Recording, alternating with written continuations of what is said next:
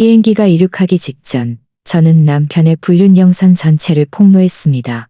상간녀와 결혼식을 올리던 남편의 얼굴은 새파랗게 질렸죠. 제 이름은 유진, 올해 35살입니다. 김민준과 결혼한 지 정확히 10년이 되었어요.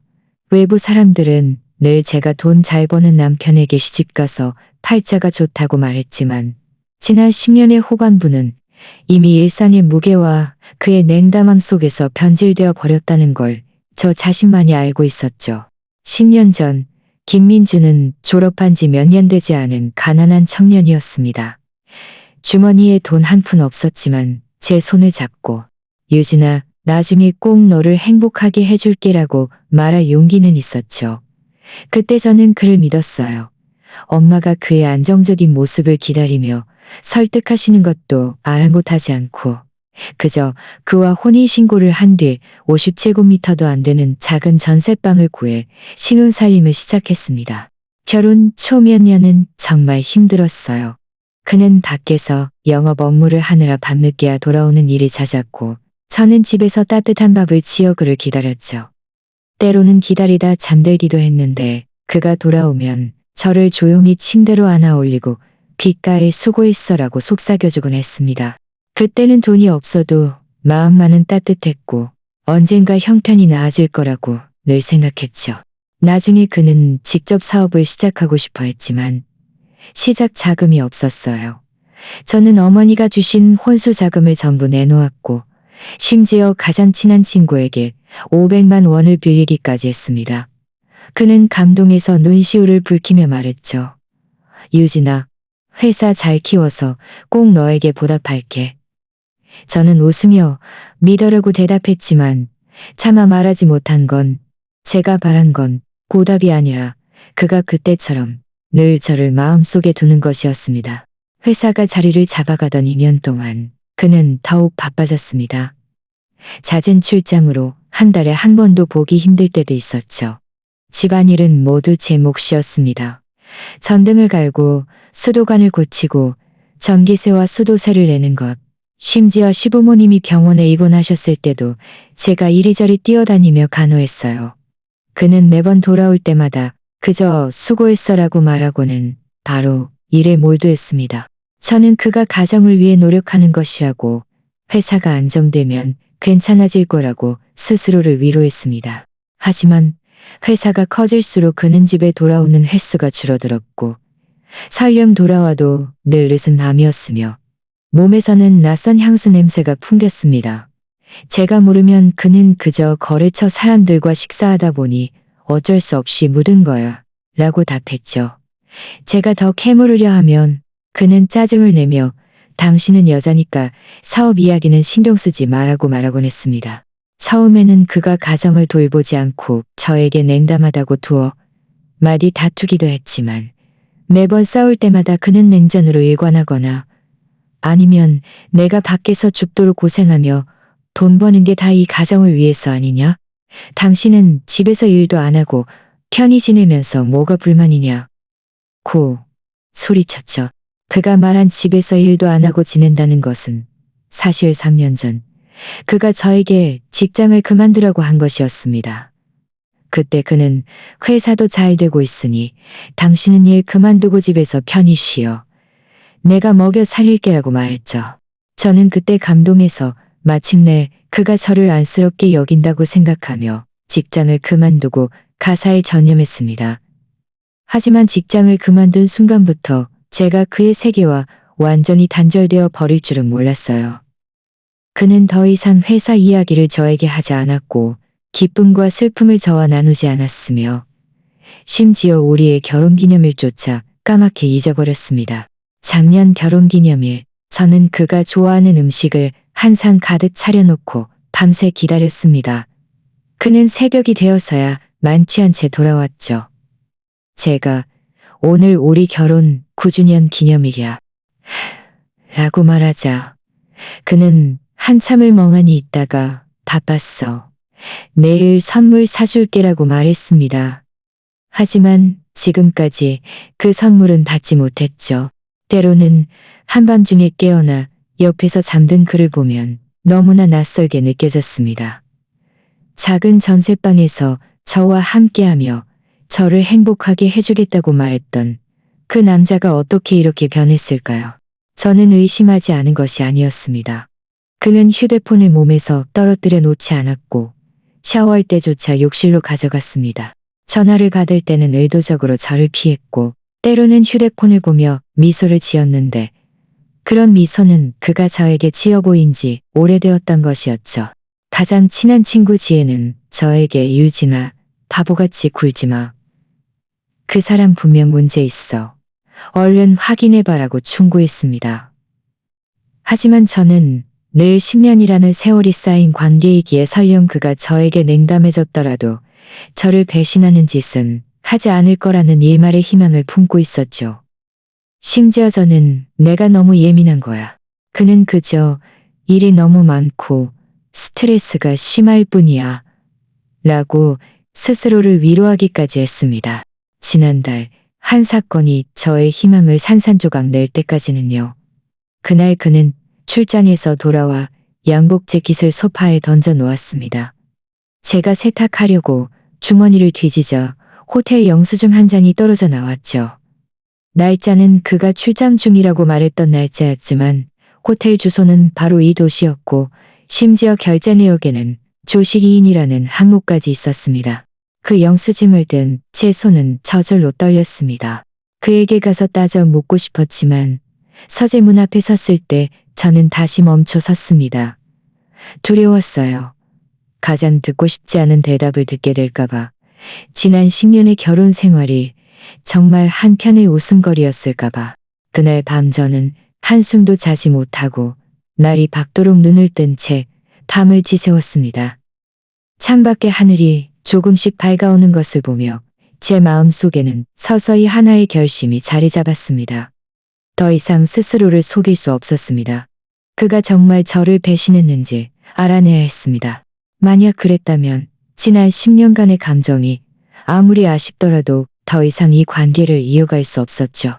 결심한 다음 날 저는 일부러 일찍 일어나 김민준이 좋아하는 따뜻한 순두부찌개와 밥을 준비했습니다. 그는 식탁에 앉아 휴대폰을 보며 식사를 했고 그의 손가락은 화면 위를 빠르게 움직였습니다. 가끔은 입꼬리가 올라가기도 했죠. 그의 모습을 보며 제 마음은 찢어지는 듯 아팠지만 그의 의심을 사지 않기 위해 얼굴에는 평온한 척해야만 했습니다. 그가 아침 식사를 마치고 서류 가방을 들고 나가려 하자 저는 일부러 그의 뒤를 따라가며 말했습니다. 민준 씨, 어제 출장에서 돌아왔을 때 휴대폰 배터리가 거의 없던데 보조 배터리 가져갈래요? 저는 사실 그의 휴대폰이 몸에 있는지 확인할 기회를 찾을 수 있을지 확인하고 싶었습니다. 김민주는 뒤도 돌아보지 않고 됐어, 차에 있어라고 말하더니 문을 닫고 나갔습니다. 발소리는 점점 멀어져 갔고 저는 문 앞에 서서 약간의 실망감과 동시에 약간의 안도감을 느꼈습니다. 적어도 그는 저의 이상한 점을 눈치채지 못했으니까요. 다음 며칠 동안 저는 계속해서 그의 휴대폰을 볼 기회를 찾았지만 그는 휴대폰을 너무나 철저하게 숨겼습니다. 낮에는 늘 몸에 지니고 다녔고 밤에는 잠잘 때도 베개 옆에 두어 도무지 기회를 주지 않았죠. 심지어 그 호텔 영수증에 대해 직접 물어볼까도 생각했지만 매번 입 밖으로 꺼내려다 도로 삼켰습니다. 섣불리 움직여 일을 그르칠까봐 두려웠고 더 나아가 진실을 감당하지 못할까봐 두려웠고 그러다 닷새째 밤 김민준이 술에 많이 취해 돌아왔습니다. 문에 들어서자마자 소파에 쓰러져 잠들었죠. 휴대폰이 주머니에서 미끄러져 바닥에 떨어졌습니다. 저는 소리를 듣고 황급히 침실에서 뛰쳐나왔고 휴대폰 화면이 아직 켜져 있는 것을 보고 심장이 철렁 내려앉았습니다. 저는 소파 옆에 쪼그리고 앉아 잠든 김민준을 보다가 바닥에 떨어진 휴대폰을 보며 한참을 망설였습니다. 결국 저는 휴대폰을 주었습니다. 진실을 알아야만 했습니다. 아무리 고통스럽더라도 모르는 것보다는 나았으니까요. 저는 비밀번호를 입력해 보았습니다. 처음에는 우리의 결혼기념일, 틀렸습니다. 다음은 그의 생일, 역시 틀렸습니다. 마지막으로 제가 1314를 입력하자 화면이 켜졌습니다. 제 심장이 쿵 내려앉았습니다. 이 비밀번호는 그가 예전에 저와 평생 함께하겠다는 의미로 말했던 것이었는데 이제 그는 이 비밀번호로 저 몰래 비밀을 숨기고 있었던 것이죠. 저는 카카오톡을 열었습니다. 가장 위에 고정된 채팅창은 제가 아니었고 서연이라는 이름으로 저장된 사람이었습니다. 그 채팅창을 열자 그 안에 담긴 내용에 저는 온몸이 떨렸습니다. 온통 그들의 애정 어린 대화로 가득했죠. 박서연이 메시지를 보냈습니다. 민준 오빠, 언제쯤 그 아줌마랑 이혼할 거예요? 이렇게 숨어서 지내는 거 더는 싫어요. 김민준이 답장했습니다. 고지야, 그 사람 출장 보내고 나면 우리 결혼식 올리자. 그때 그 사람한테 다 말할 거야. 박서연이 다시 보냈습니다. 정말요? 너무 기대돼요. 참, 오빠가 저번에 사준 그 목걸이 너무 마음에 들어요. 고마워요. 김민준이 답장했습니다. 마음에 든다니 다행이야. 앞으로 더 좋은 거 많이 사줄게. 그 뒤로도 차마 눈 뜨고 볼 수 없는 말들이 많이 이어졌습니다. 볼수록 역겨웠고 제 손은 저절로 떨렸습니다. 휴대폰을 떨어뜨릴 뻔했죠. 저는 눈물을 꾹 참으며 계속해서 아래로 스크롤을 내렸습니다. 그들이 만남을 약속했던 시간과 장소는 대부분 김민준이 출장 중이라고 말했던 때였고 호텔 위치도 많이 있었습니다. 그중 하나는 제가 이전에 보았던 그 영수증에 적힌 호텔이었죠. 저는 그의 카카오페이를 열었습니다. 그 안에 담긴 결제 기록은 저를 더욱 무너지게 했습니다. 박서연에게 가방을 사주고 목걸이를 사주고 향수를 사주는데 한 번에 수백만 원씩 썼더군요. 하지만 그는 저에게 옷 한 벌 사주는 것도 아까워했습니다. 수천만 원, 많게는 수억 원씩 되는 송금 기록도 많이 있었습니다. 송금 메시지에는 내 사랑 용돈이라고 적혀 있었죠. 이 기록들을 보며 저는 마침내 참았던 눈물을 터뜨리고 말았습니다. 그가 사업을 시작할 때 그를 지원하기 위해 혼수자금까지 내놓았던 저의 모습이 떠올랐습니다. 직장을 그만두고 집에서 가사에 전념했던 저의 모습이, 시부모님이 아프셨을 때 이리저리 뛰어다니며 간호했던 저의 모습이 떠올랐습니다. 그런데 그는요? 그는 우리가 함께 번 돈으로 다른 여자를 먹여 살리고 있었고 저와 이혼하고 그 여자와 결혼식을 올릴 계획을 세우고 있었던 겁니다. 저는 제가 바보 같다고 느껴졌습니다. 지난 10년의 감정이 그의 눈에는 한 푼의 가치도 없었다니. 심지어 저는 그가 처음부터 저를 이용하려고, 저의 돈과 저의 희생을 이용하려고 결혼했던 것은 아닌지 의심하기 시작했습니다. 바로 그때 김민준이 움직였습니다. 저는 황급히 휴대폰을 그의 주머니에 다시 넣어두고 눈물을 닦은 뒤 침실로 빠르게 걸어 들어가 문을 닫았습니다. 문 뒤에 기댄 채 제 몸은 걷잡을 수 없이 떨렸습니다. 마음은 아프고 동시에 한으로 가득했습니다. 아픈 건 10년의 감정이 물거품이 되었다는 사실이었고 한스러운 건 김민준의 배신과 기만이었습니다. 저는 침실에서 한참을 머물렀습니다. 감정이 조금 진정된 후에야 천천히 침대 옆으로 걸어가 앉았습니다. 창밖의 밤 풍경을 바라보며 제 마음 속에는 서서히 하나의 생각이 떠올랐습니다. 저는 그들을 이렇게 쉽게 내버려 둘 수 없었습니다. 그들의 행동에 대한 대가를 치르게 해야 했습니다. 그들이 결혼식을 올리고 싶어 한다고요? 저는 그들이 가장 행복할 때 그들의 추악한 행실을 세상에 폭로하여 그들을 사회적으로 매장시킬 겁니다. 다음 날 아침, 김민준은 잠에서 깨어났지만 전날 밤의 일을 기억하지 못하는 듯 했습니다. 저에게 말할 때도 여전히 냉담한 모습이었죠. 저는 아무것도 모르는 척 평소처럼 그에게 아침 식사를 준비해주고 서류 가방을 정리해 주었습니다. 하지만 저 자신만이 알고 있었죠. 제 마음은 이미 죽었고 이제 저를 지탱하는 것은 오직 복수심 뿐이라는 것을요. 아침 식사를 마친 김민주는 갑자기 말했습니다. 유진아, 다음 주에 중요한 프로젝트 때문에 출장을 가야 해. 일주일 정도 걸릴 것 같아. 당신도 준비해서 같이 가죠. 제 심장이 쿵 내려앉았습니다. 그가 정말 박서연과 결혼식을 올리기 위해 저를 출장 보내려 하는 것이었죠. 저는 놀란 척하며 말했습니다. 저는 고개를 끄덕이며 말했지만 네, 저도 같이 가야 해요. 제가 가면 뭘 도울 수 있을까요? 저는 고개를 가능신이 가서 내 자료 정리만 도와주면 돼. 그럼 며칠 동안 짐 정리 좀 할게요. 라고 말했습니다. 제가 흔쾌히 승낙하자 김민준의 얼굴에는 알아채기 힘든 미소가 스쳤습니다. 그리고는 몸을 돌려나갔죠. 그의 뒷모습을 보며 저는 마음속으로 비웃었습니다.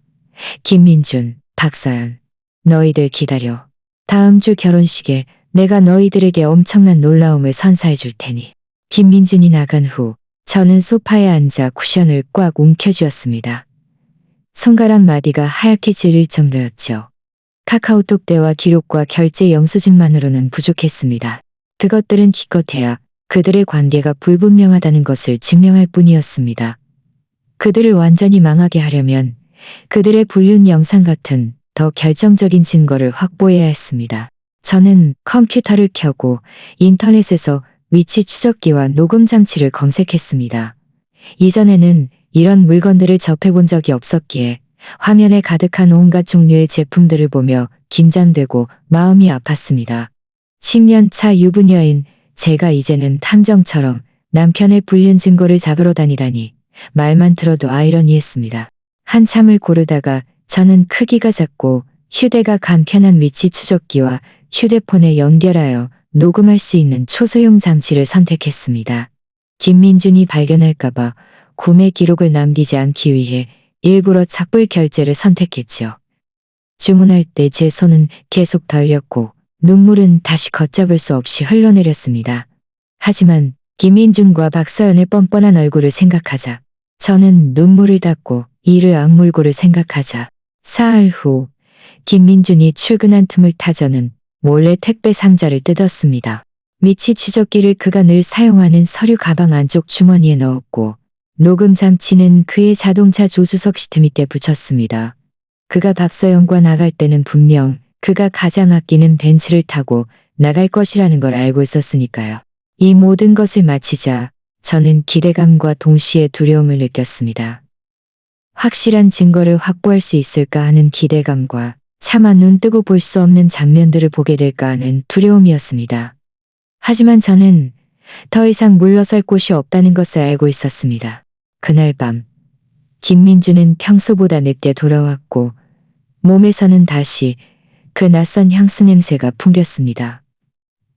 저는 걱정하는 척하며 물었습니다. 민준 씨, 오늘 왜 이렇게 늦었어요? 일이 너무 힘들었나 봐요. 김민준은 애매하게 대답하며 거래처랑 프로젝트 이야기하다 보니 시간이 좀 길어졌네 라고 말했습니다. 그는 말할 때 시선을 피하며 저는 마음속으로 비웃었습니다. 그가 말하는 거를 쳐다보지 못했습니다. 저는 휴대폰에 설치된 위치 추적 앱을 열었습니다. 아니나 다를까 그는 퇴근 후 회사 근처 식당이 아니라 시내 중심가의 한 5성급 호텔로 갔더군요. 2시간 넘게 머물다가 떠났습니다. 제 마음은 칼로 베이는 듯 아팠지만 꾹 참으며 계속해서 위치 기록을 확인했습니다. 다음 며칠 동안 김민준은 거의 매일 프로젝트 미팅이나 거래처 만남을 핑계로 외출했습니다. 매번 다른 호텔이나 카페로 갔고 머무는 시간은 1~2시간에서 4~5시간까지 다양했습니다. 저는 매번 위치 기록을 확인할 때마다 스스로를 고문하는 듯했지만 증거로 남기기 위해 매번 위치를 스크린샷 찍어 저장했습니다. 닷새째 오후 주방에서 요리를 하던 중 휴대폰으로 갑자기 녹음 파일이 도착했습니다. 자동차 안에 설치된 녹음 장치에서 녹음된 소리였습니다. 저는 황급히 손에 들고 있던 야채를 내려놓고 침실로 걸어가 이어폰을 끼고 들었습니다. 먼저 박서연의 목소리가 들렸습니다. 애교 섞인 목소리로 민준 오빠, 다음 주에 유진 언니 출장 가면 우리 결혼식 준비 다 된 거죠? 저희 부모님도 자꾸 물어보시던데 너무 급하면 미루자고 하시고요. 김민준은 웃으며 말했습니다. 걱정 마. 다 준비됐어. 호텔은 우리가 제일 좋아하는 시그니엘 서울로 예약했고 결혼식 플래너도 다 찾아놨어. 그때 되면 너를 성대하게 맞이해줄게. 유진 언니가 떠나면 우리 먼저 웨딩드레스 보러 가자. 결혼식은 그 사람 출장 간 지 3일째 되는 날로 잡았어. 그때 그 사람한테 다 털어놓고 빈손으로 쫓아낼 거야. 박서연이 다시 말했습니다. 빈손으로요. 그럼 우리 집이랑 회사는요? 그 사람이 동의 안 하면 어떻게 해요? 김민주는 코웃음을 쳤습니다. 동의 안 해도 동의하게 될 거야. 집은 결혼 후에 샀지만 진작에 우리 엄마 명의로 돌려놨어. 회사 지분도 내가 손을 써놔서 그 사람은 한 푼도 못 가져갈 거야. 게다가 집에서 3년 동안 살림만 한 주부가 나랑 싸워봤자 뭘 어쩌겠어? 이 말을 듣자 저는 분노로 온몸이 떨렸습니다. 이어폰이 손에서 떨어져 바닥에 나뒹굴었죠. 그가 단순히 불륜을 저지른 것이 아니라 이미 부부 공동 재산을 빼돌릴 계획까지 세우고 저를 빈손으로 쫓아내려 했다니. 제가 그때 정말 눈이 멀어 저런 인면수심의 인간과 결혼했다니. 저는 분노를 꾹 참으며 계속해서 녹음 파일을 들었습니다. 그 뒤로 그들은 결혼식 세부 사항에 대해 이야기했습니다. 몇 명의 하객을 초대할지, 어떤 브랜드의 술을 쓸지 등. 박서연은 애교를 부리며 김민준에게 더 큰 다이아몬드 반지를 사달라고 졸랐고, 김민미는 네가 좋아한다면 얼마든지 상관없어라고 흔쾌히 승낙했습니다. 녹음이 끝난 후 저는 녹음 파일을 저장하고 다시 위치 추적 앱을 열었습니다. 김민준이 지금 시그니의 서울 근처에 있다는 것을 확인하자 제 마음속에는 하나의 결심이 섰습니다. 호텔로 가서 그들의 불륜 영상을 직접 찍어야겠다고요. 저는 옷을 갈아입고 마스크와 모자를 쓴 채 차를 몰아 시그니의 서울로 향했습니다. 호텔 문 앞까지 갔지만 안으로 들어가지 않고 근처 카페 창가 자리에 앉아 호텔 문을 주시했습니다. 1시간쯤 지났을까요? 김민준과 박서연이 호텔에서 걸어 나오는 것을 보았습니다. 박서연은 김민준의 팔짱을 끼고 그의 어깨에 머리를 기댄 채 달콤하게 웃고 있었고 김민준도 그녀의 허리를 감싸 안고 고개를 숙여 말을 건네는데 그의 얼굴에는 제가 본 적 없는 다정함이 가득했습니다. 저는 휴대폰을 꺼내 녹화 기능을 켜고 그들의 다정한 모습을 촬영했습니다. 영상 속 두 사람을 보며 제 마음속에는 이전에 느꼈던 고통은 사라지고 차가운 증오심만이 남았습니다. 이 영상들이 그들을 파멸시킬 마지막 지푸라기가 될 것이라는 것을 알고 있었죠. 저는 그들을 따라 웨딩드레스 쇼까지 갔고 그들이 손을 잡고 가게 안으로 들어가 웨딩드레스와 예복을 입어보는 것을 보았습니다. 저는 밖에서 몇 개의 영상을 더 찍었고 그들이 떠날 때까지 기다렸다가 차를 몰고 집으로 돌아왔습니다. 집에 돌아와서는 찍은 영상들과 이전의 카카오톡 대화 기록, 결제 영수증, 위치 추적 스크린샷, 녹음 파일 등을 모두 정리하여 3개의 다른 USB 메모리에 백업했습니다. 각각 엄마 집, 가장 친한 친구 집, 그리고 제 여행용 가방 안에 나누어 보관했죠. 김민준이 증거를 발견하여 없앨까봐 두려웠기 때문입니다. 이 모든 것을 마친 후 저는 달력을 보았습니다. 출장까지 3일이 남았더군요. 김민준은 여전히 저와 연극을 하고 있었습니다. 매일 돌아와서 출장에 가져갈 물건이나 주의할 점 등을 이야기했는데 마치 정말 업무 때문인 양 행동했죠. 저도 그에게 맞춰 이번 출장을 기대하는 척했고 심지어 출장 다녀와서 어디로 여행 갈지까지 그와 의논했습니다. 김민주는 제가 전혀 의심하지 않는 것을 맞이 때로는 제 앞에서 카카오톡을 보내기도 했는데 저를 의도적으로 피했지만 저는 그의 입꼬리가 올라가는 것을 볼 수 있었습니다. 저는 마음속으로 비웃었습니다. 김민준, 박서연. 너희들의 좋은 시절은 얼마 남지 않았어. 내가 비행기에 올라타 이륙하기 직전 너희들의 결혼식을 너희 평생의 악몽으로 만들어줄 테니 출장까지 3일이 남은 상황에서 김민주는 매일 저에게 친절하게 출장 체크리스트를 확인했습니다. 갈아입을 옷은 다 챙겼어? 거기 날씨 추우니 외투 몇 벌 더 챙겨. 라며 그 말투는 결혼 초로 돌아간 듯 다정했습니다. 예전 같았으면 그의 말에 기뻐했을 테지만 지금은 그저 역겨울 뿐이었죠. 저는 고개를 끄덕이며 응 하는 척하면서도 마음속으로는 폭로 계획을 몇 번이고 되새겼습니다. 증거만으로는 부족했습니다. 그 증거들을 가장 결정적인 순간에 가장 파급력 있는 방식으로 퍼뜨려야 했습니다. 저는 카카오톡 친구 목록에만 올릴까도 생각했지만 그렇게 하면 영향력이 너무 작았고 김민준의 친척이나 친구들에게 보낼까도 생각했지만 그들이 미리 소식을 전할까봐 걱정되었죠. 결국 저는 온 서울 시민이 그들의 추악한 행실을 보게 만들어야겠다고 결심했습니다. 공항 전광판, 지역 커뮤니티 계정, 그리고 김민준 회사 홈페이지.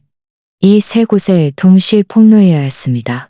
다음 날 아침 일찍 저는 엄마에게 물건을 가져다 준다는 핑계로 이전에 알던 한기술 블로거에게 몰래 연락했습니다.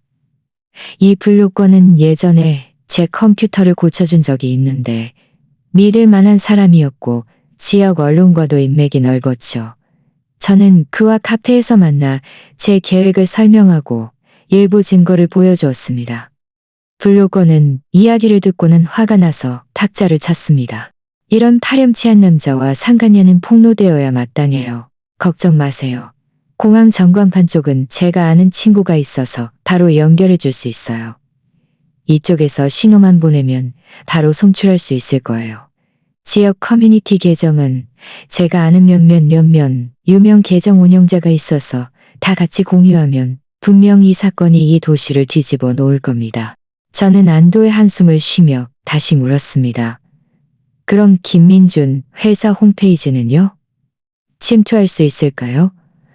블로거는 잠시 생각하다가 말했습니다. 그 회사 홈페이지는 예전에 봤는데 보안이 그리 강하지 않았어요. 제가 친구에게 부탁해서 시도해 볼게요. 임시 권한을 얻을 수 있을 거예요. 그때 영상을 심어 놓으면 그들이 삭제하고 싶어도 삭제할 수 없을 겁니다. 저는 가방에서 두툼한 봉투를 꺼냈습니다. 그 안에는 제가 준비한 수고비가 들어있었죠. 수고해 주셔서 정말 고마워요. 이건 작은 성의예요. 일이 성공하면 더 챙겨드릴게요. 블로거는 황급히 봉투를 돌려주며 말했습니다. 누님, 저에게 너무 그러지 마세요. 제가 돕는 건 돈 때문이 아니라 이런 파렴치한 행동을 그냥 넘어갈 수 없어서예요. 걱정 마세요. 이 일은 제가 확실하게 처리해 드릴게요. 블로거와 이야기를 마친 후 저는 가장 친한 친구 지혜의 집으로 갔습니다. 지혜는 변호사였고 이전에 제가 김민준의 불륜에 대해 이야기했을 때부터 늘 저의 이혼을 지지해 주었죠. 저는 김민준이 재산을 빼돌린 증거들, 즉 집 명의를 시어머니에게 이전한 기록, 회사 지분 양도 계약서 등을 모두 그녀에게 넘겨주며 법적 절차를 통해 되찾을 수 있는지 봐달라고 부탁했습니다. 이지혜는 증거를 검토하며 미간을 찌푸렸습니다. 유진아, 김민주는 정말 계획적으로 일을 벌였구나. 집은 결혼 후에 산 거니까 시어머니 명의로 돌려놨더라도 부부 공동재산으로 샀다는 걸 증명할 수 있다면 명예이전을 취소할 수 있어. 회사 지분도 마찬가지야. 네 동의 없이 몰래 다른 사람에게 양도한 거니까 그 양도 계약은 무효야. 걱정 마. 이혼할 때 내가 반드시 이 재산들을 다 되찾아 줄게. 그리고 정신적 손해배상도 청구해야지. 이지혜의 말에 저는 더욱 확신이 생겼습니다. 이제 증거도 확보했고 폭로 채널도 연결되었으니 출장 가는 날 김민준과 박서연에게 놀라움을 선사하는 일만 남았죠. 집에 돌아오자 김민준은 거실에서 전화 통화를 하고 있었습니다. 제가 돌아오자 황급히 전화를 끊었고 얼굴에는 약간의 어색함이 감돌았습니다. 어디 갔다 이제 와? 저는 너무 피곤한 척 소파에 앉아 물 한 모금을 마시며 말했습니다. 엄마한테 물건 가져다 주고 겸사겸사 출장 가서 먹을 간식 종잭을 받아 뒤적여 보다가 별다른 이상한 점을 관찰달한 태도로 돌아왔어요. 말하면서 저는 그에게 보여주었는데 아내는 출勤백을 그에게 보여주었는데 내일 출장 가는데 짐은 다 챙겼어? 못 빠뜨린 거 없지? 저는 고개를 끄덕였습니다. 다 챙겼어요. 당신 짐만 남았네요. 당신은 잊지 말고 챙겨요. 밤에 잠자리에 들었을 때 저는 일부러 김민준에게 말했습니다. 민준 씨, 이번 출장 다녀오면 우리 가족 사진 찍으러 갈까요? 찍은 지 너무 오래됐어요. 저는 그가 저를 속이는 동안에도 일말의 죄책감이라도 느끼는지 보고 싶었습니다. 김민준은 잠시 멈칫하더니 건성으로 말했습니다. 좋아. 출장 다녀와서 이야기하자. 그는 말할 때 천장을 응시하며 저를 감히 쳐다보지 못했습니다. 저는 마음속으로 비웃었습니다. 역시 그는 일말의 죄책감도 없었고 온통 박서연과의 결혼식 생각뿐이었던 것이죠. 출장 전날 저는 기술 블로거와 다시 한번 모든 과정을 확인했습니다. 블로거는 누님, 공항 점검판 쪽은 이미 연결해 놨어요. 그때 탑승구 근처에서 임시 와이파이에 연결해서 영상을 보내주시면 그쪽에서 바로 송출할 수 있을 거예요. 지역 커뮤니티 계정과 회사 홈페이지도 다 준비되었으니 누님이 보내주시기만 하면 동시에 업데이트 될 겁니다. 라고 말했습니다. 저는 다시 물었습니다. 폭로 시간을 초 단위로 정확하게 맞출 수 있을까요? 비행기가 이륙하기 1초 전에 보내고 싶어요. 블루권은 웃으며 말했습니다. 문제 없어요. 그때 탑승구 방송에서 비행기가 곧 이륙할 예정이오니 승객 여러분께서는 서둘러 탑승해 주십시오라는 말이 들리면 바로 영상을 보내주세요. 초 단위까지 정확하게 맞춰드릴게요. 모든 준비가 끝났고 이제 내일이 오기만을 기다릴 뿐이었습니다.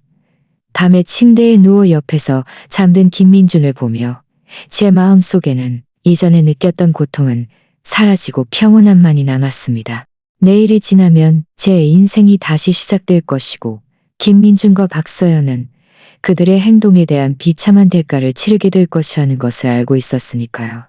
다음 날 아침 일찍 김민준은 저를 차에 태워 공항으로 데려다 주었습니다. 가는 길 내내 그는 여전히 저와 연극을 했습니다.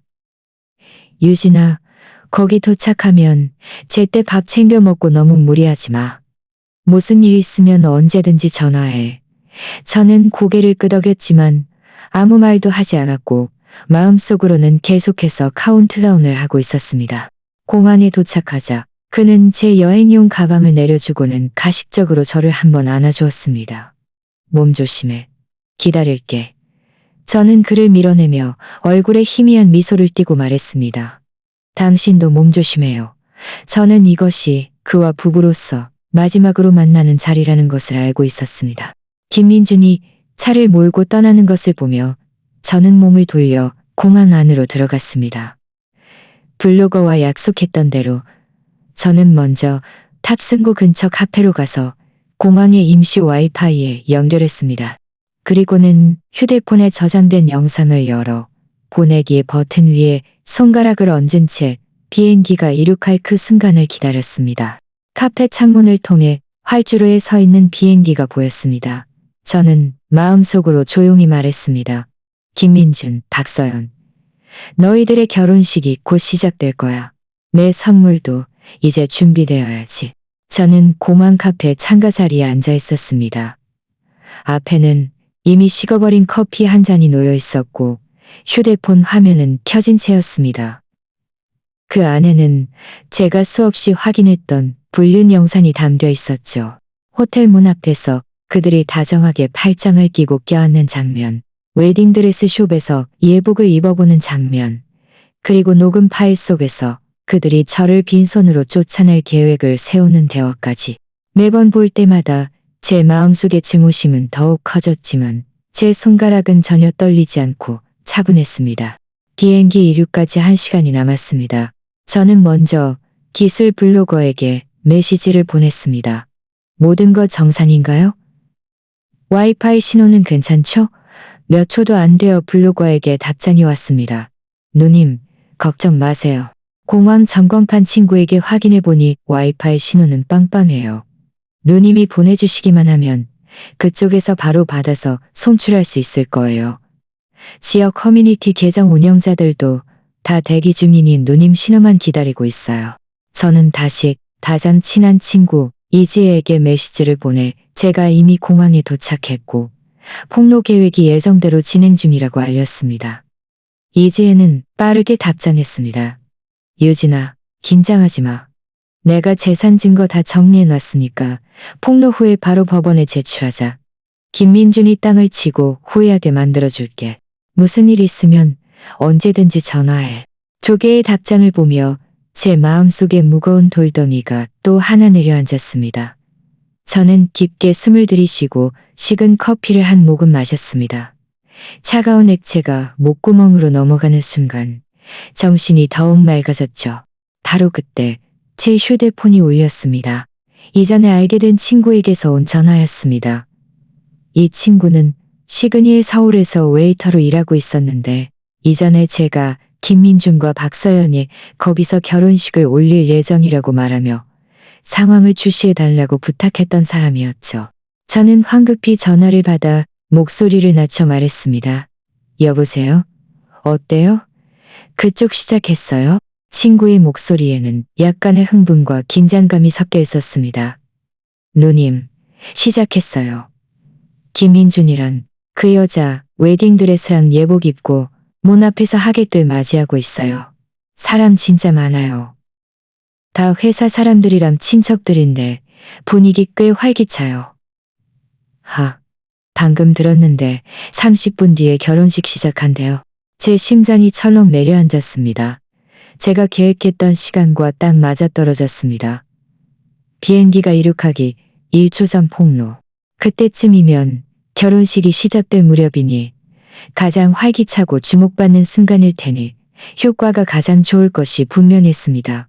저는 친구에게 말했습니다. 고마워. 수고했어. 나중에 무슨 일이 있으면 다시 알려줘.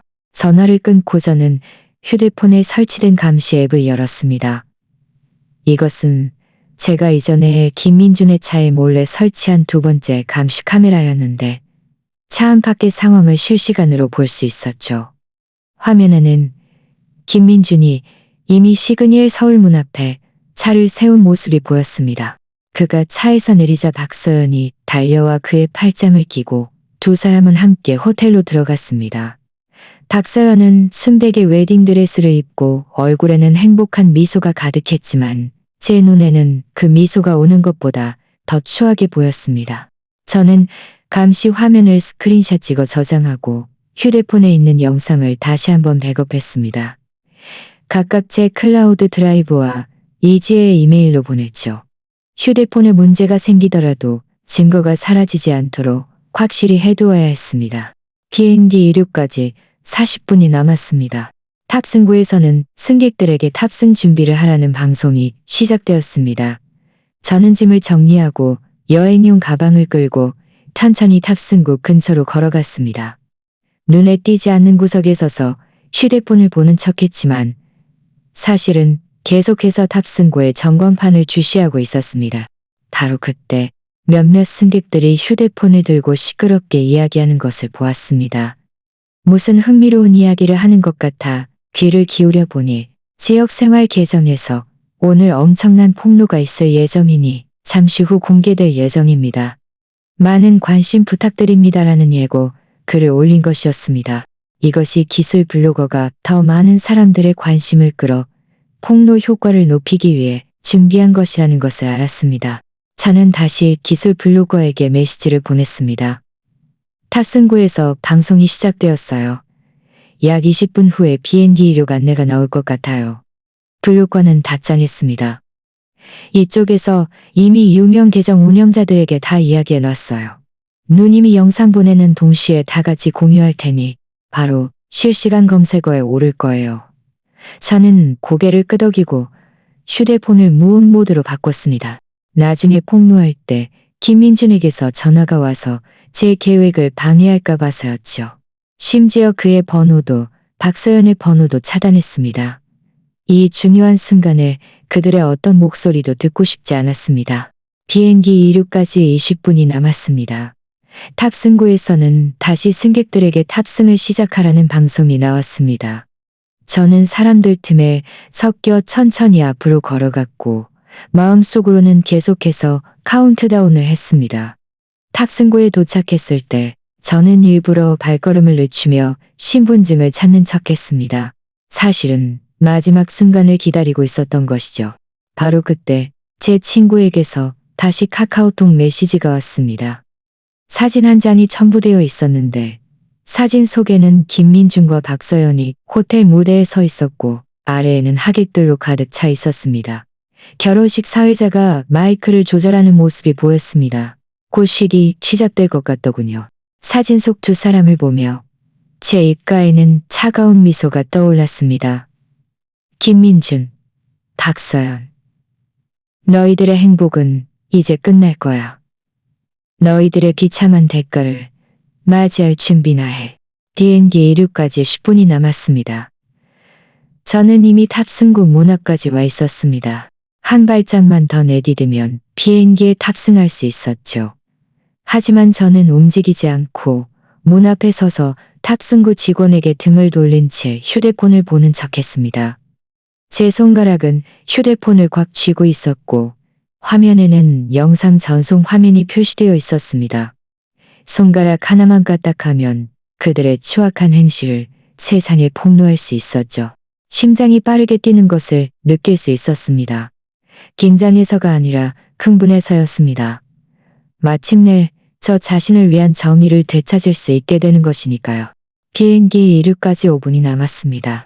탑승구 방송에서는 승객들에게 마지막으로 주의를 주었습니다. 승객 여러분께서는 잠시 주목해 주십시오.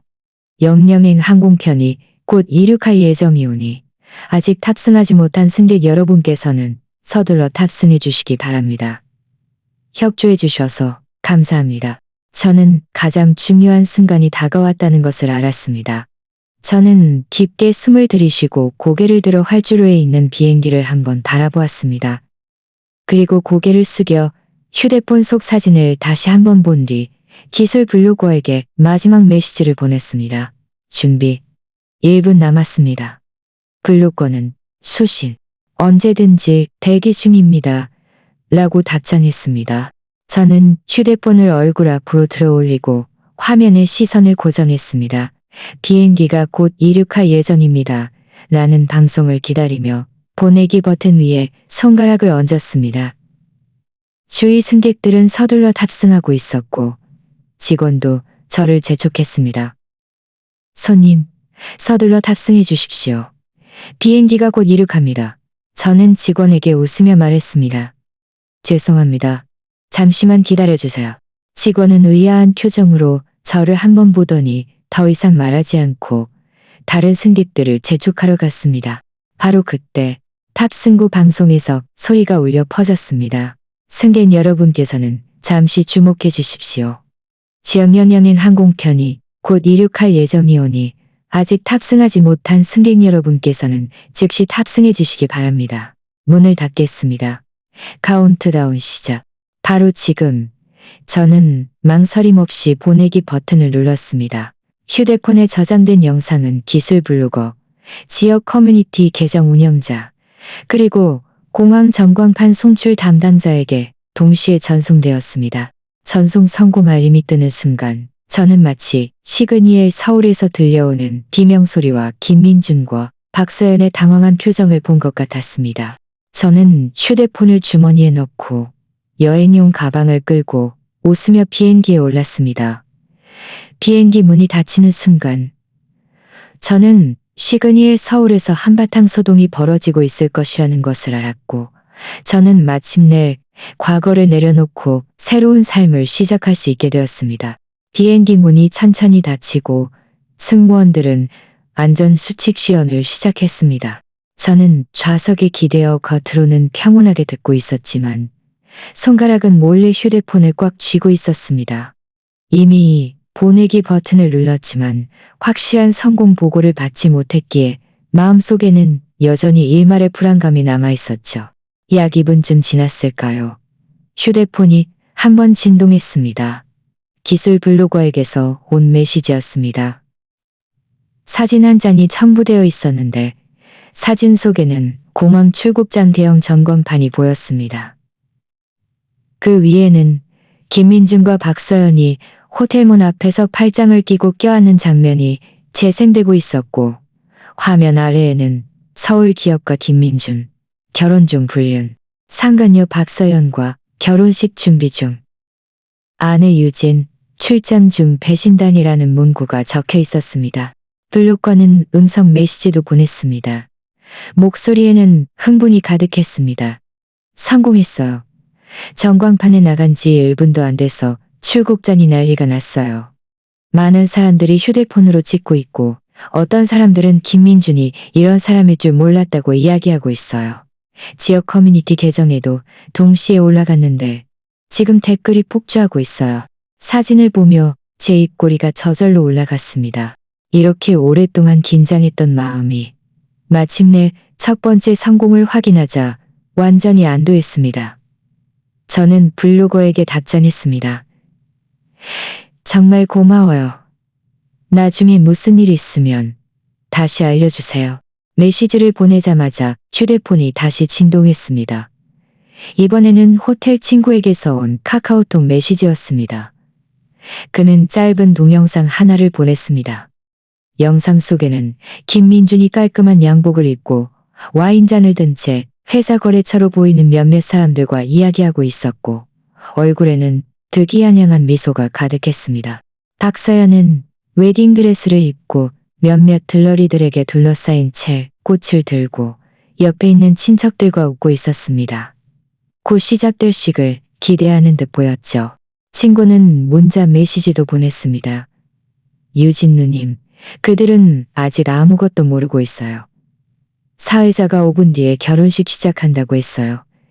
김민주는 거래처, 사람들한테 자기 회사 얼마나 대단한지 자랑하고 있고 박서연 엄마는 사람들한테 우리 서연이가 시집 잘 갔다고 이야기하고 있어요. 너무 아이러니하죠. 영상 속 두 사람의 화려한 모습을 보며 제 마음속에는 일말의 동요도 없었고 그저 가소롭게 느껴질 뿐이었습니다. 그들은 이 결혼식이 행복의 시작이라고 생각하겠지만 자신들을 사회적으로 매장시킬 폭풍이 이미 온 서울에 퍼지고 있다는 것을 모르고 있었죠. 바로 그때 앞좌석 두 승객의 대화가 제 주의를 끌었습니다. 한 승객이 휴대폰을 들고 옆 사람에게 말했습니다. 야, 이거 봐봐. 우리 동네 김민준이라고 그 IT 회사 사장 말이야. 결혼 중에 바람 피운 것도 모자라서 마누라 몰래 상간녀랑 결혼식을 올린대. 이 영상이 공항 전광판까지 다 퍼졌어. 진짜 대박이다. 다른 승객이 황급히 다가가 보더니 놀라서 말했습니다. 진짜야? 거짓말 아니지. 나 예전에 그 회사랑 같이 일한 적 있는데 꽤 괜찮은 사람인 줄 알았는데 이 여자는 또 뭐야? 상간녀 주제에 이렇게 당당하게 굴다니 사람들한테 욕먹을까봐 안 무섭나? 욕먹긴. 이 영상에 녹음 파일까지 다 있어. 둘이 짜고 본 척 빈손으로 쫓아내려고 했다잖아. 진짜 너무하다. 두 사람의 목소리는 그리 작지 않았고 주위의 몇몇 승객들도 듣고는 저마다 휴대폰을 꺼내 검색하기 시작했습니다. 곧 기내에는 작은 소리로 웅성거림이 퍼졌습니다.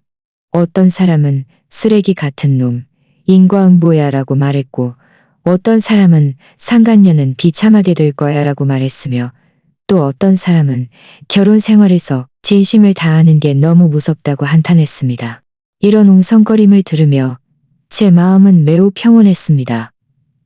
이 목소리들은 김민준과 박서연에 대한 최고의 비난이었고 지난 10년간 제가 겪었던 억울함에 대한 작은 위로였습니다. 약 3분쯤 더 지났을까요? 기술 블로거에게서 링크 하나가 도착했습니다. 지역 커뮤니티 계정의 게시물이었는데 제목이 유난히 눈에 띄었습니다. 오늘의 대박 폭로, 김민준, 결혼 중 박서연과 불륜, 결혼식 현장 직전, 불륜 영상 전격 폭로, 녹음 증거. 저는 클릭해서 들어가 보았습니다. 게시물에는 완전한 불륜 영상이 게시되어 있었고 김민준이 박서연에게 명품을 사주기 위해 송금한 내역 스크린샷도 첨부되어 있었습니다. 심지어 저를 빈손으로 쫓아낼 계획을 세우던 그 녹음 파일까지 올라와 있었죠. 아래 댓글은 이미 수천 개에 달했습니다. 나 김민준 아는데 예전엔 괜찮은 사람인 줄 알았는데 이렇게 쓰레기였다니. 박서연은 내 초등학교 동창이야. 예전부터 돈 많은 남자랑 결혼하고 싶어 한다고 들었는데 상간녀로 올라설 줄이야. 본처 너무 불쌍하다. 본처 권리 찾기 응원한다. 쓰레기 같은 놈 빈손으로 쫓아내라. 이런 회사랑 누가 같이 해야겠어? 인성 저렇게 안 좋은데 사업도 분명 비도덕적일 거야. 저는 댓글을 계속해서 아래로 스크롤하며 내려갔습니다. 김민준 회사의 공식 계정을 태그한 사람들도 많이 있었고 심지어 어떤 사람들은 시그니엘 서울로 가서 이 난장판 결혼식을 구경하겠다고 말했습니다. 이 폭로의 영향이 제가 예상했던 것보다 훨씬 더 큰 것 같았습니다. 바로 그때 비행기가 활주로를 움직이며 이륙 준비를 시작했습니다. 승무원은 승객들에게 전자기기를 꺼달라고 안내했습니다. 저는 휴대폰을 비행기 모드로 바꾸고 좌석에 기대어 눈을 감았습니다. 비행기 엔진의 굉음이 점점 커졌고 기체가 땅을 박차고 하늘로 솟구쳤습니다. 비행기가 안정적으로 비행할 때쯤이면 시그니의 서울 쪽에서는 이미 소식을 들었을 것이라는 것을 알았습니다. 저는 김민준이 영상을 보고 얼굴이 잿빛으로 변하는 모습, 박서연이 무너져 울부짖는 장면, 그리고 하객들이 놀라 비웃는 눈빛을 상상했습니다. 마음속에는 복수심의 쾌감보다는 해방감과 안도감이 느껴졌습니다. 지난 10년의 결혼 생활 동안 저는 진심을 다했고 배신을 겪었습니다. 이제 마침내 모든 것을 완전히 내려놓을 수 있게 되었습니다. 김민준과 박서연이 저에게 빚진 것은 그들이 가장 소중하게 여기는 명성과 지위로 갖게 될 것입니다. 비행기는 구름 속에서 안정적으로 비행했습니다. 저는 눈을 뜨고 창밖의 푸른 하늘과 흰 구름을 바라보았습니다. 제 인생에서 처음으로 미래에 대한 기대를 품게 되었습니다. 이번 출장이 끝나면 저는 즉시 김민준과 이혼하고 제 몫의 재산을 되찾을 겁니다. 그리고 제가 좋아하는 일을 찾아 새로운 삶을 시작할 겁니다. 배신도 기만도 없는 오직 저 자신만의 평온하고 행복한 삶을요. 약 30분쯤 더 지났을까요? 비행기가 순항 고도에 진입하자 승무원이 음료 서비스를 시작했습니다. 제가 따뜻한 물 한 잔을 막 건네받았을 때 휴대폰으로 위성 메시지 하나가 도착했습니다. 이전에 특별히 위성 통신 서비스를 개통해 두었는데 이지에게서 온 것이었습니다. 유진아, 김민준 회사 홈페이지에 이미 영상이 심어졌어. 지금 그 회사 홈페이지 첫 화면에 들어가면 바로 볼 수 있어.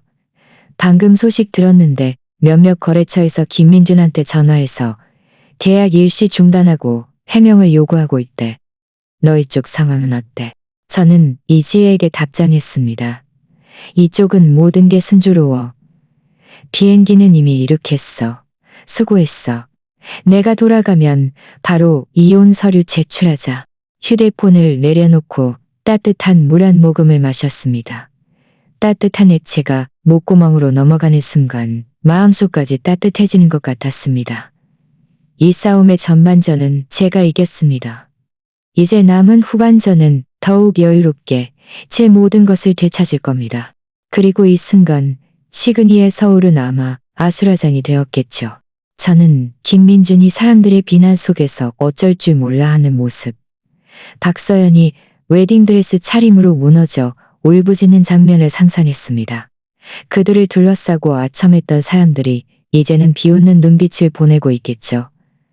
이것이 그들이 원했던 성대한 결혼식이었지만 그들이 결코 상상하지 못했던 방식으로 온 서울의 웃음거리가 되었습니다.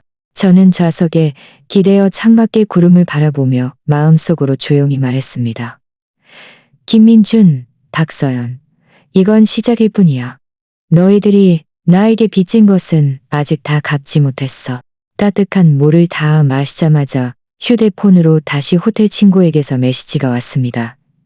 이번에는 영상이 아니라 느낌표가 가득한 문자 메시지였습니다. 그 역시 매우 흥분했음을 알 수 있었죠. 유진 누님, 터졌어요. 한 하객이 지역 커뮤니티 계정 게시물을 보고 그 자리에서 소리쳤어요. 지금 연회장 전체가 난장판이 됐어요. 저는 황급히 답장했습니다. 자세히 어떻게 된 건지 천천히 말해줘. 친구는 곧바로 음성 메시지를 보냈습니다. 배경에서는 시끄러운 웅성거림과 여자의 울음소리가 선명하게 들렸습니다. 사회자가 막식 시작을 알리려고 하는데 갑자기 어떤 남자가 휴대폰을 들고 소리쳤어요. 김민준. 너 아직도 결혼식을 올릴 영치가 있냐? 네 불륜 영상이 온 서울에 다 퍼졌어. 그리고는 많은 사람들이 휴대폰을 꺼내 보기 시작하더니 순식간에 난리가 났어요. 박서연은 그 자리에서 얼어붙었고 웨딩드레스도 벗지 못하고 바닥에 주저앉아 울었어요. 그 엄마는 말리려고 했지만 사람들한테 네 딸이 상간녀인데 휴대폰을 쥔 채 저는 그 혼란스럽고도 통쾌한 장면을 상상할 수 있었습니다. 입가에 걸린 미소를 숨길 수가 없었죠. 친구는 계속해서 말했습니다. 김민주는 처음에는 침착한 척하면서 이건 조작이야. 누가 나를 모함하는 거야. 라고 말했지만 어떤 거래처 사장님이 휴대폰을 그의 얼굴에 들이대며 이 영상 속 사람이 당신 아니야? 녹음 파일도 있는데? 우리 회사는 당신 같은 비도덕적인 사람과 거래할 수 없어. 이 계약은 반드시 해지해야 해. 라고 말하더니 사람들을 데리고 나가버렸어요. 게다가 박서연 아버지는 얼굴이 새파랗게 질려서 박서연 뺨을 때리면서 내가 어떻게 너 같은 부끄러운 년을 키웠단 말이냐. 라고 소리쳤어요. 지금 박서연은 더 심하게 울고 있고 김민주는 옆에서 발을 동동 구르면서 어떤 때는 조작한 사람들 경찰에 신고해서 잡아야 해. 라고 말하고 어떤 때는 영상을 삭제할 채널을 찾아야 해. 라고 말했지만 아무도 그를 신경 쓰지 않았어요. 친구의 묘사를 들으며 제 마음속에는 지난 10년간 쌓였던 억울함이 이 순간 모두 해소되는 것 같았습니다. 그들이 저에게 보였던 냉담함, 기만, 그리고 계산적인 태도가 이제는 그들 자신의 웃음거리가 되어버렸죠. 이것이 그들이 마땅히 받아야 할 결과였습니다. 바로 그때 이지혜에게서도 메시지가 왔습니다. 스크린샷 한 장이 첨부되어 있었는데 김민준 회사 홈페이지의 첫 화면이었습니다. 원래는 회사 소개와 제품 전시가 있어야 할 자리에 지금은 김민준과 박서연의 불륜 영상이 전체 화면으로 재생되고 있었고 아래에는 결혼 중 불륜, 재산 기만, 아내 배신이라는 문구가 스크롤되고 있었습니다. 끌 수도 없었죠. 이지혜는 말했습니다. 유진아, 기술 블로거 친구가 정말 대단해.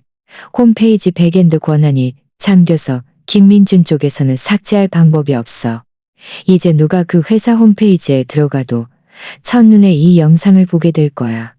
방금 김민준 회사 업무를 문의했던 고객들에게서 전화 몇 통 받았는데 다들 계약 취소하겠다고 하고 심지어 나한테 어떻게 저런 사람과 오랫동안 거래했냐고 묻더라. 저는 이지혜에게 답장했습니다. 너무 잘 됐네. 그가 사회적으로 매장되는 맛을 톡톡히 보게 해줘. 얼마 지나지 않아 기술 블로거에게서 다시 메시지가 왔습니다. 지금 지역 소셜미디어는 이 사건으로 완전히 도배되었다고 했습니다. 김민준 결혼 중불륜, 박서연 상간녀 등극, 시그니엘 서울 난장판 결혼시 이 세 해시태그가 모두 지역 실시간 검색어에 올랐고 아래 댓글은 이미 10,000개를 넘어섰다고 했습니다. 심지어 어떤 사람들은 박서연의 이전 직장과 소셜미디어 계정까지 파헤쳐냈고 심지어 이전에 김민준과 함께 명품 매장을 돌아다니는 사진까지 김민준과 함께 명품 매장을 돌아다니는 블로거는 공항 전광판에 최신 사진도 보냈습니다. 전광판은 계속해서 영상을 순환 재생하고 있었고 많은 사람들이 일부러 출국장으로 구경하러 와서 공항 보안 요원들까지 질서 유지를 위해 출동했다고 했습니다. 저는 좌석에 기대어 휴대폰 속 메시지들을 보며 마음속으로 무척 평온했습니다. 이 폭로는 제가 예상했던 것보다 훨씬 더 성공적이었습니다.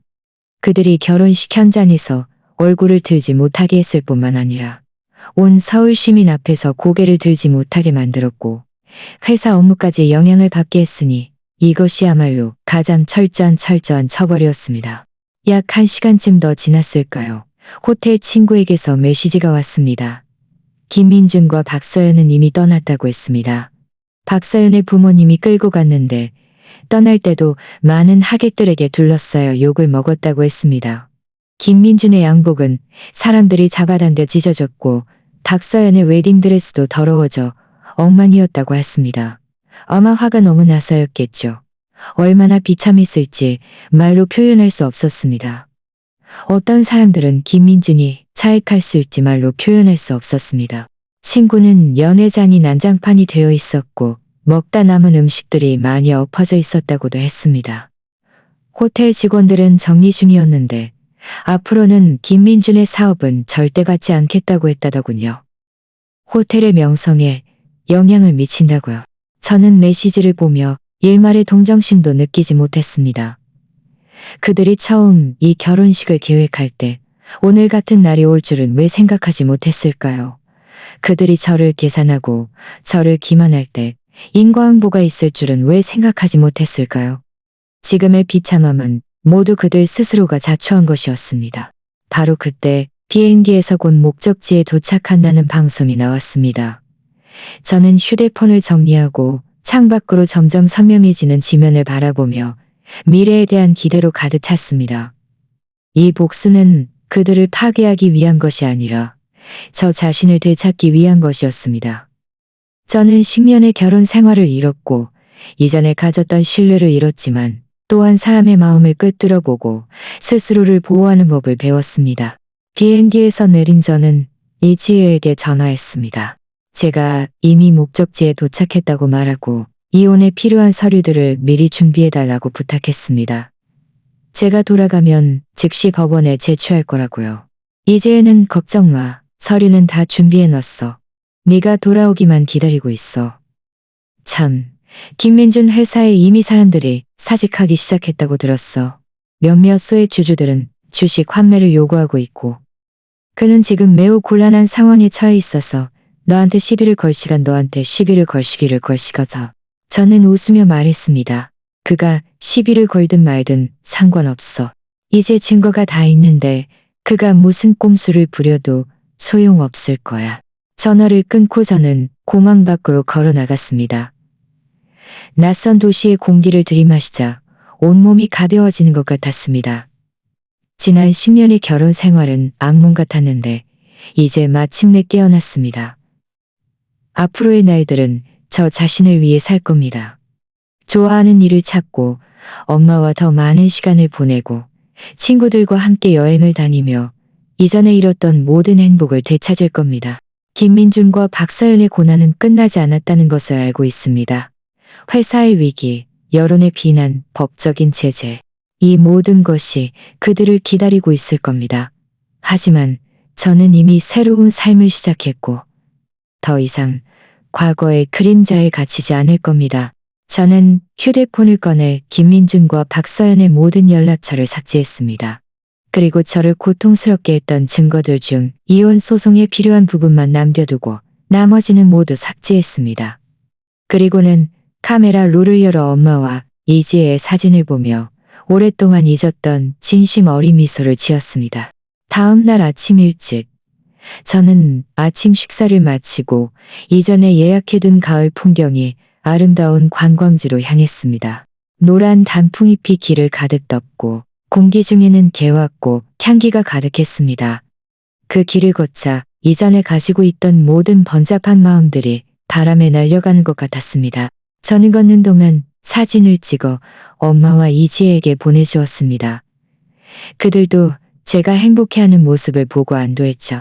점심때쯤 이지혜에게서 전화가 왔는데 목소리에는 통쾌함이 가득했습니다. 유진아, 너 그거 알아? 김민준 회사 오늘 완전히 난리가 났어. 아침에 또 세 곳의 거래처에서 계약 해지 성명서를 냈어. 회사 홈페이지에도 이유를 밝혔는데 도덕적으로 문제가 있는 기업과는 협력할 수 없다고 했더라. 지금 그 회사 고객들도 다 주문을 취소하고 있어서 주문량이 한순간에 반 이상 줄었어. 저는 휴대폰을 든 채 개화나무 아래 서서 웃으며 말했습니다. 그는 마땅히 받아야 할 대가를 받는 거야. 처음부터 기만과 계산으로 돈을 벌었으니 이제는 자신의 행동에 대한 대가를 치러야지. 이지혜는 이어서 말했습니다. 더 재미있는 소식도 있어. 그 회사 직원들이 지금 다 사직하겠다고 난리야. 아침에 내가 그 회사 건물 아래 지나가다가 많은 사람들이 사직서를 들고 나오는 것을 봤어.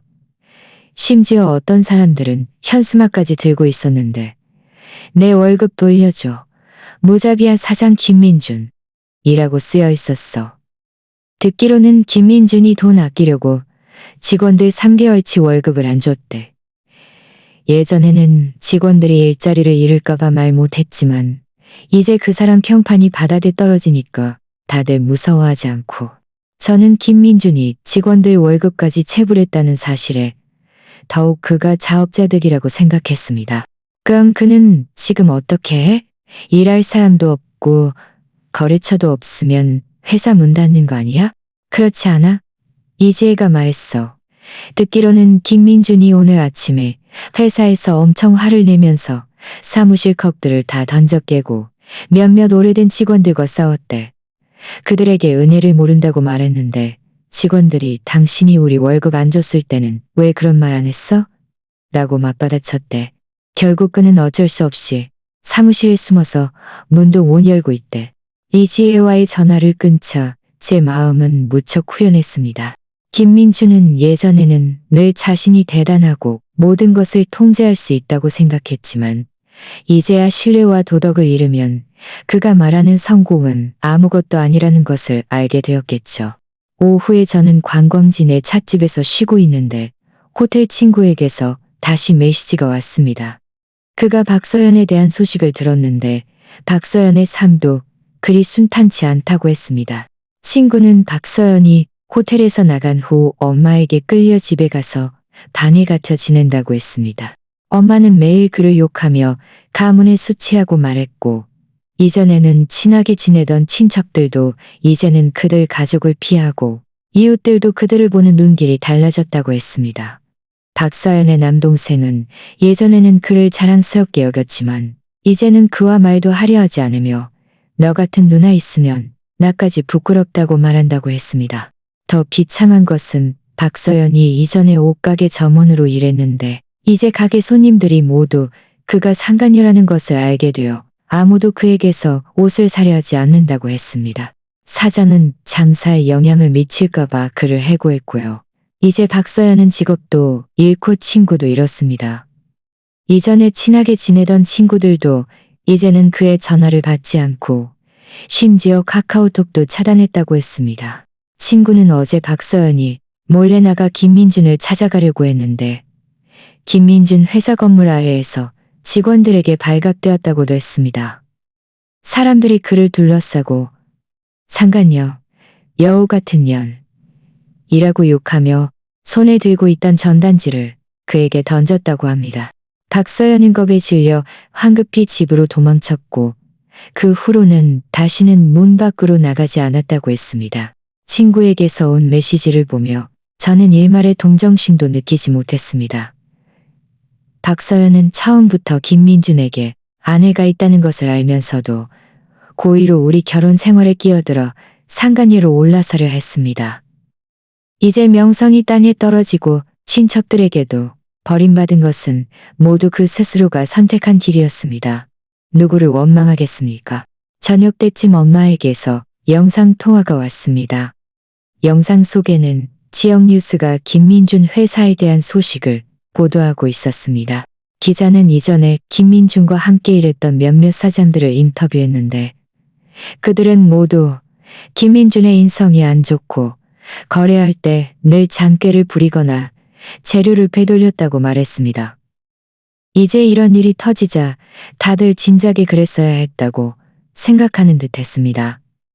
뉴스에서는 법원이 이미 직원들이 김민준의 임금 체불로 고소한 사건을 접수했고 곧 재판이 시작될 것이라고도 언급했습니다. 엄마는 영상통화에서 말했습니다. 유진아, 봐봐. 이제 온 서울 시민이 김민준이 쓰레기 같은 놈이라는 걸 다 알았어. 아무도 그를 다시는 믿지 않을 거야. 너 돌아오면 마음 편히 지내고 더 이상 그런 불행한 일 생각하지 마. 저는 고개를 끄덕이며 엄마에게 말했습니다. 엄마, 알았어요. 저 며칠 더 놀다가 돌아갈게요. 그때 우리 같이 쇼핑 가요. 영상 통화를 끊고 저는 찻집 창가에 앉아 밖이 서서히 어두워지는 것을 바라보았습니다. 마음속은 무척 평온했습니다. 김민준과 박서연은 예전에는 돈과 지위만 있으면 무엇이든 할 수 있고 남의 감정과 존엄을 짓밟을 수 있다고 생각했지만 그들은 사람이 하늘을 속일 수 없고 선악에는 반드시 보험이 따른다는 것을 잊었더군요. 인과응보는 때가 되면 반드시 찾아오는 법입니다. 밤에 호텔로 돌아오자 이지혜에게서 다시 메시지가 왔습니다. 김민준이 이전에 회사 장비들을 몰래 팔아 돈을 마련하려고 했는데 막 구매자와 연락이 닿자마자 법원 관계자들에게 저지당했다고 했습니다. 그 장비들은 이미 저희가 신청한 재산 보전 조치로 동결되었기 때문이었죠. 이제 그는 그마저도 손에 넣을 수 없게 되었습니다. 이지혜는 김민준의 어머니가 어제 법원에 찾아가 난동을 부리며 우리 아들이 잠깐 실수한 건데 당신들이 감히 내 아들 재산을 동결시키냐고 소리쳤다고도 했습니다. 하지만 판사가 결혼 중 불륜, 부부 공동 재산 편취, 직원 임금 체불, 이건 작은 실수가 아니라 불법 행위입니다라고 맞받아치자 그의 어머니는 할 말을 잃고 씁쓸하게 돌아갔다고 했습니다. 메시지를 보며 제 입꼬리가 저절로 올라갔습니다. 김민준은 이전에 치밀하게 재산을 빼돌리려 했고 저를 빈손으로 쫓아내려 했지만 이제는 한 푼도 손에 넣지 못했을 뿐만 아니라 스스로를 막다른 골목으로 몰아넣었습니다. 이것이 남을 계산하는 자의 말로였죠. 잠자리에 들기 전 저는 지역 소셜미디어를 확인했습니다. 김민준과 박서연에 대한 논의는 계속되고 있었지만 더 이상 그들의 사랑에 관심을 두는 사람은 없었습니다. 사람들은 모두 김민준 회사가 언제 망할지, 박서연이 유진의 손해를 배상할지, 그리고 김민준은 법적 제재를 받아야 한다고 생각하나요? 라는 투표까지 진행되고 있었습니다. 결과는 98%가 받아야 한다에 투표했더군요. 저는 휴대폰을 끄고 침대에 누웠습니다. 마음속은 무척 평온했습니다. 김민준과 박서연의 좋은 시절은 이미 완전히 끝났다는 것을 알았습니다. 그들이 앞으로 직면할 것은 회사 도산, 빚더미, 명예실추, 그리고 법적 제재일 겁니다. 그리고 저는 이미 그 고통스러운 결혼 생활에서 벗어나 새로운 삶을 시작했습니다. 다음 날 저는 타지에서의 여정을 마치고 서울행 비행기표를 샀습니다. 비행기 안에서 저는 창밖의 흰 구름을 바라보며 미래에 대한 기대로 가득 찼습니다. 돌아가서 제가 가장 먼저 할 일은 김민준과 이혼하고 제 몫의 재산을 되찾는 것입니다. 그리고 제가 좋아하는 일을 찾아 새로운 시작을 할 겁니다. 앞으로의 길에 어려움이 있을 수도 있겠지만 저는 더 이상 예전의 나약한 유진이 아닙니다. 저는 스스로를 보호하는 법을 배웠고 반격하는 법을 배웠으며 마땅히 누려야 할 권리를 쟁취하는 법을 배웠습니다. 저는 제가 용감하게 나아간다면 반드시 저만의 행복을 찾을 수 있을 것이라고 믿습니다. 비행기가 천천히 공항에 착륙했습니다. 저는 비행기 문을 나서 익숙한 공기를 들이마시자 마음속이 무척 가벼워졌습니다. 새로운 삶이 저를 기다리고 있다는 것을 알았습니다. 그리고 김민준과 박서연, 그들의 악업에 대한 보응은 이제 막 시작될 뿐이었습니다. 앞으로의 날들 동안 그들은 자신들의 행동에 대한 점점 더 무거운 대가를 치르게 될 겁니다. 공항을 나서자 저는 고향의 공기를 깊게 들이마셨고 온몸이 훨씬 더 가벼워지는 것을 느꼈습니다. 이지혜가 차를 몰고 저를 마중 나왔고 만나자마자 저를 크게 안아주었습니다. 유진아, 돌아온 걸 환영해. 네가 없는 며칠 동안 김민준 쪽에서 또 많은 일들이 있었어. 우리 이혼 소송. 저는 차에 앉아 창밖의 익숙한 풍경을 보며 웃으며 말했습니다. 수고했어. 그동안 네 도움이 없었으면 큰일 날 뻔했어. 나한테 무슨 객기야? 이지혜는 운전하며 말했습니다. 내가 말했지? 김민준 회사 지난주에 이미 공식적으로 파산 선고를 했어. 직원들 3개월치 월급도 체불하고 거래처 대금도 못 갚아서 지금 많은 사람들이 그를 쫓아다니며 빚독촉하고 있어. 심지어 그 벤츠차도 법원에 압류당했어. 그 엄마는 매일 회사 앞에서 울면서 집안이 망했다고 하는데 아무도 그를 동정하지 않아. 그 말을 들으며 제 마음속에는 일말의 동요도 없었습니다. 이 모든 것은 김민준 스스로가 자초한 것이었습니다. 그가 처음부터 사적인 욕망을 위해 결혼을 배신하고 재산을 빼돌리고 임금을 체불했으니 이제 이런 비참한 결과를 맞이하는 것은 자업자득이었습니다. 집에 돌아오자 저는 먼저 엄마를 보러 갔습니다. 엄마는 제가 좋아하는 음식들을 한 상 가득 차려놓고 제 손을 잡으며 말했습니다. 유진아, 좀 야위었지만 정신은 많이 좋아졌네. 앞으로는 집에서 지내. 엄마가 옆에 있어줄 테니 우리 행복하게 살자. 저는 엄마 어깨에 기대자 코끝이 찡해졌고 눈물이 왈칵 쏟아질 뻔했습니다. 가족의 지지가 정말 좋았습니다. 이틀 쉬고 저는 이지혜와 함께 법원에 가서 이혼 소송에 필요한 마지막 서류들을 제출했습니다. 재판 당일 김민준도 왔습니다.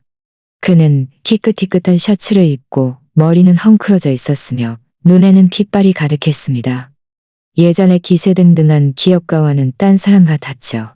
법정에서 이지혜는 모든 증거를 제출했습니다. 불륜 영상, 녹음 파일, 김민준의 재산 편취 기록, 임금 체불 증명서. 증거 하나하나가 김민준을 반박할 수 없게 만들었습니다. 판사가 그에게 결혼 중 불륜과 재산 편취를 인정하느냐고 묻자 그는 한참을 침묵하다가 마침내 낮은 목소리로 인정합니다 라고 말했습니다. 판사는 최종적으로 저와 김민준의 이혼을 허가했습니다. 김민준이 어머니 명의로 돌려놓았던 집은 부부 공동재산에 해당하며 명예 이전 행위가 무효이므로 저의 소유가 되었습니다. 회사 지분 중 부부 공동재산에 해당하는 부분은 저에게 현금으로 보상해야 했고 김민준은 저에게 정신적 손해배상금 5천만 원을 지급해야 했습니다. 판결을 듣는 순간 오랫동안 제 마음을 짓눌렀던 돌덩이가 마침내 내려앉았습니다. 지난 10년의 억울함이 마침내 공정한 결과를 얻게 된 것이죠. 김민준은 법정을 나서면서 저를 가로막았습니다. 목소리가 쉬어 있었죠. 유진아, 내가 잘못했어. 한 번만 더 기회를 줄 수 없을까? 앞으로는 정말 달라질게. 저는 그를 평온하게 바라보며 말했습니다. 김민준, 우리 사이는 이미 끝났어. 당신은 불륜을 저지른 것이 잘못이 아니라 처음부터 나를 가족으로 생각하지 않았다는 것이 잘못이야. 내 감정과 재산을 계산했던 것이야. 말을 마친 저는 몸을 돌려 걸어갔고 다시는 뒤돌아보지 않았습니다. 이 순간부터 저와 김민준은 완전히 선을 그었고 제 인생은 더 이상 그와 어떤 교차점도 없을 것이라는 것을 알았습니다. 이혼 후 저는 그 집을 팔아 조금 더 작고 아늑한 아파트로 이사했습니다.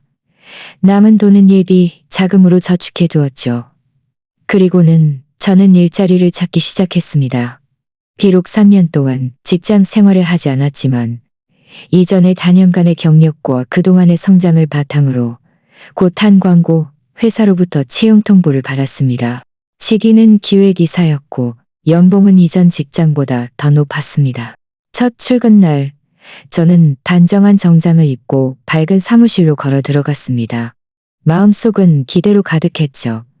동료들은 모두 친절했고 상사도 저의 능력을 인정해 중요한 프로젝트를 맡겼습니다. 이것이 제 새로운 삶의 시작이라는 것을 알았습니다. 저는 반드시 이 기회를 잘 잡을 겁니다. 약 한 달쯤 지났을까요? 이지혜에게서 박서연에 대한 소식을 들었습니다. 이지혜는 박서연이 옷가게에서 해고된 후 계속해서 일자리를 찾지 못했다고 말했습니다. 평판이 너무 나빠서 아무도 그를 고용하려 하지 않았고 그의 부모님도 더 이상 그를 돌보려 하지 않고 집에서 쫓아냈다고 했습니다. 그는 김민준을 찾아갔지만 김민준의 자신도 빚더미에 앉아 그를 돌볼 시간이 없었고 오히려 그와 크게 싸우며 다 너 때문에 내가 망했어 라고 소리쳤다고 합니다. 이제 박서연은 낡은 작은 단칸방을 빌려 아르바이트로 생계를 유지하고 있다고 했습니다. 그 말을 들으며 제 마음속에는 일말의 동정심도 느끼지 못했습니다.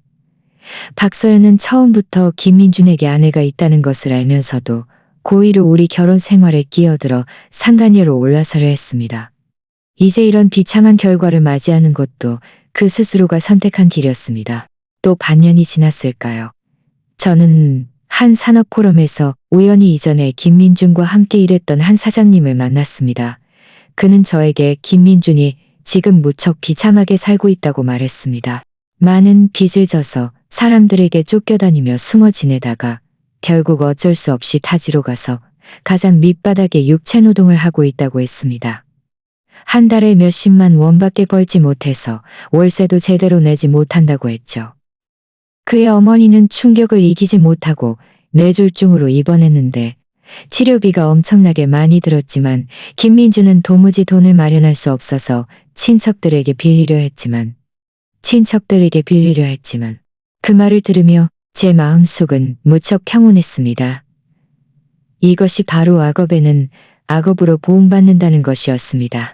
김민준과 박서연은 예전에는 돈과 지위만 있으면 무엇이든 할 수 있고 남의 감정과 존엄을 짓밟을 수 있다고 생각했지만 그들은 사람이 도덕을 지키고 선을 넘지 않아야 한다는 것을 잊었습니다. 일단 선을 넘으면 반드시 벌을 받게 되는 법이죠. 지금의 저는 일이 순조롭고 생활은 충실합니다.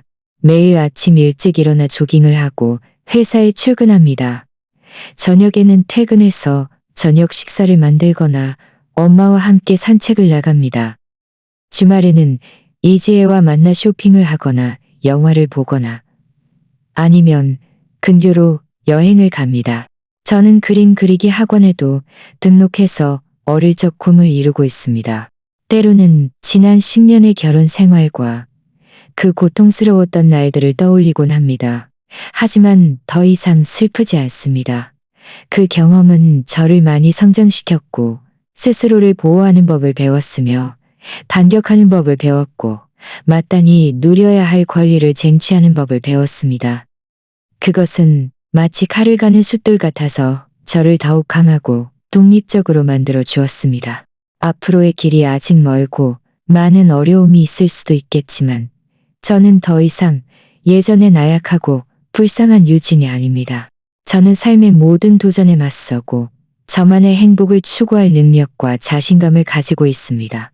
그리고 김민준과 박서연, 그들은 자신들이 자초한 공경 속에서 자신들의 행동에 대한 평생의 대가를 치르게 될 겁니다. 이것이 삶에서 가장 공평한 부분입니다. 선에는 선으로, 악에는 악으로 보응받는 법. 인과응보는 결코 틀리지 않습니다. 석양 아래 저는 제 아파트 베란다에 서서 멀리 보이는 노을을 바라보았습니다. 입가에는 진심 어린 미소가 떠올랐습니다. 제 행복한 삶은 이제 막 시작되었다는 것을 알고 있었으니까요. 오늘 이야기가 마음에 드셨다면 좋아요를 누르고 구독해주세요. 어떤 종류의 이야기가 더 보고 싶으신가요? 댓글로 여러분의 생각을 공유해주세요. 계속해서 좋은 이야기를 들려드리겠습니다.